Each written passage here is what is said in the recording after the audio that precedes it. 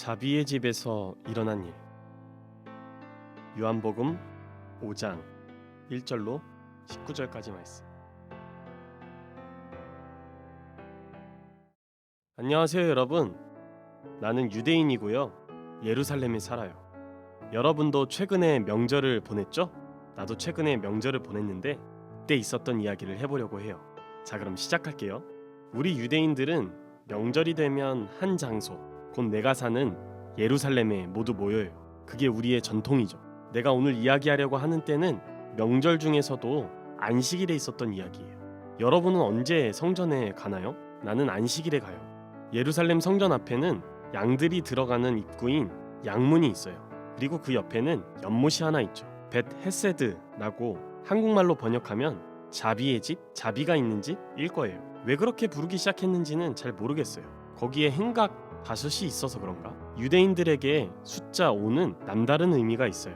우리는 모세를 존경해요. 그리고 우리는 그가 우리에게 기록해준 5개의 율법책을 가장 많이 읽고 따라요. 그렇게 해야만 하죠. 그래서인지 우리는 행각 5을 볼 때 모세의 책들을 떠올리곤 해요. 그 율법 안에 있다면 분명 자비를 경험할 수 있다고 장담하죠. 그래서인지 거기에 자비가 필요한 사람들, 그러니까 아픈 사람들, 기적이 필요한 사람들이 많아요. 그러고 보니 예전부터 우리 동네에 내려오는 이야기 하나가 있었네요. 전설에 따르면 벳 헤세드라는 연못이 움직일 때가 있대요. 그게 천사들이 내려와서 목욕을 하는 건지 다이빙을 하는 건지 그건 나도 잘 모르겠지만 중요한 것은 그렇게 물이 움직인 뒤에 가장 먼저 들어간 사람들은 기적을 경험한대요. 자비죠. 그런데 언제 마지막으로 그 물이 움직였는지 기억이 안 나요. 나도 꽤 기억력은 좋은 편인데. 그 행각 안에 있는 사람들 중에 내가 아는 사람도 있어요. 저보다 형인데 그 형이 진짜 어릴 때 갑자기 몸이 경직되어 가지고는 움직일 수가 없게 되었대요. 그리고 그때부터 지금까지 38년째 누워있는 거예요. 누군가 도와주지 않으면 자세를 바꾸지도 못해요. 아마 저 연못에 누워있는 사람들 중에 가장 자비가 필요한 사람일걸요. 어디서 들었는지 모르지만 그 형은 그 전설을 알게 된 후로 계속해서 물 앞에 누워 있었대요. 어휴, 낳고 싶은 마음은 알겠지만 누가 넣어주지 않으면 스스로 몸도 못 가누는데 어떻게 들어가겠다고 하는지 모르겠어요. 내가 보기에 자비를 경험할 수 있는 확률은 0.0000001% 정도? 사실 그것도 안 될 것 같아요. 모세의 율법을 지킬 수가 있나? 물이 움직일 때 먼저 들어갈 수가 있나? 여러모로 가능성이 희박하죠. 그때까진 이렇게 생각했어요. 적어도 예수란 분이 그곳에 그 형에게 나타나기 전까지는요. 그때 사람들이 많았어요. 명절이며 안식일이었기 때문이죠. 그래서 많은 이들이 성전으로 올라가고 있었어요. 나도 그랬고요. 가기 전에 그 형에게 인사나 할까 하고 그쪽으로 가는데 처음 보는 사람이 서 있었어요. 나는 처음에 형이 그 사람에게 물에 가장 먼저 들어갈 수 있도록 도와달라는 요구를 하는 줄 알았어요. 형은 누구에게나 그랬으니까 나한테도. 그런데 이번에는 처음 보는 사람이 먼저 그 형에게 말을 걸더라고요. 네가 낫고자 하느냐?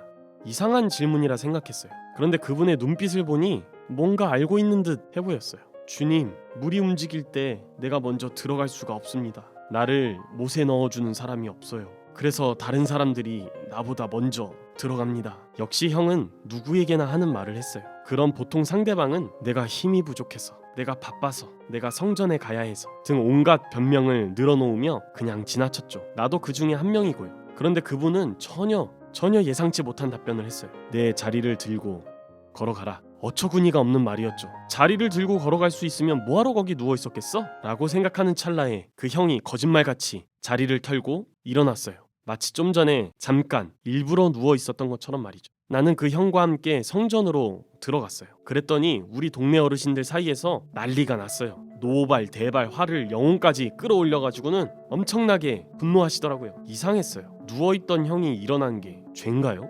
어르신들은 그랬어요. 누가 안식일에 너를 고쳐준 거야? 도대체 안식일에 의사 노릇을 한 게 누구야? 나도? 형도? 그때까지 형을 고쳐준 사람의 이름조차 알지 못했어요. 그런데 나중에 형이 고쳐주신 분을 성전에서 다시 만나게 되었는데 그때 이름이 예수인 것을 알게 되었대요. 아직도 어르신들은 난리예요. 예수란 작자가 하나님도 쉬시는 날에 일을 했다고요. 예수란 분은 하나님께서 그렇게 하시니 자신도 그렇게 한다고 이야기했대요. 그런데 나는 그 일이 있은 후로 내 마음속에 없던 질문이 마구 생겼어요. 안식일은 무슨 날일까? 자비는 또 무엇일까? 하나님은 우리가 안식일에 어떻게 하시길 바랄까? 하나님은 예수란 분이 안식일에 그 형을 낫게 해준 것에 대해서 우리 동네 어르신들처럼 화를 내실까? 모르겠어요. 근데 그냥 일어난 사실들로만 놓고 보면 그래요.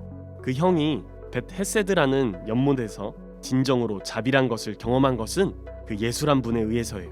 너무 복잡해서 머리가 지끈거리지만 이제 앞으로 생각을 해봐야겠어요. 하나님이 진짜 원하시는 게 무엇인지, 예수란 분은 어떤 분이신지에 대해서요.